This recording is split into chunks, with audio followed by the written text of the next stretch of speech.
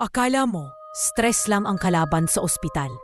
Pero minsan, may presensyang hindi marereport sa chart.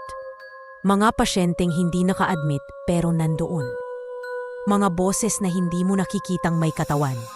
At minsan, may naghihintay sa cubicle na hindi dapat pinapasok ng kahit sino. Sa gitna ng mga pagod na gabi at clinical rotations, hindi lang sipon, lagnat, at panic attacks ang nadadala sa ER. May mga kwento ring hindi mo makikita sa patient record, pero mararamdaman mo sa bawat likod ng kurtina. Ako'y nasa med-related course.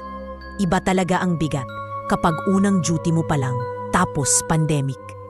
Mas mahigpit ang protocols, wala ni isang watcher.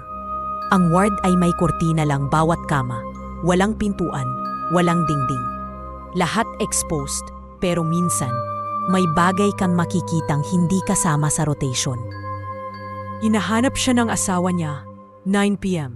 Nagkakapilang kami sa common area nang lumapit ang kasama kong duty. Lutang ang itsura niya tapos bumulong. Guys, kilala niyo ba yung patient sa bed X? Hinahanap siya ng lalaki, spouse daw. Nakaupo raw kanina sa gilid ng kama.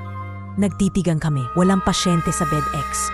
Bawal ang bantay, walang naka-admit doon. Pagbalik namin sa ward, wala talaga.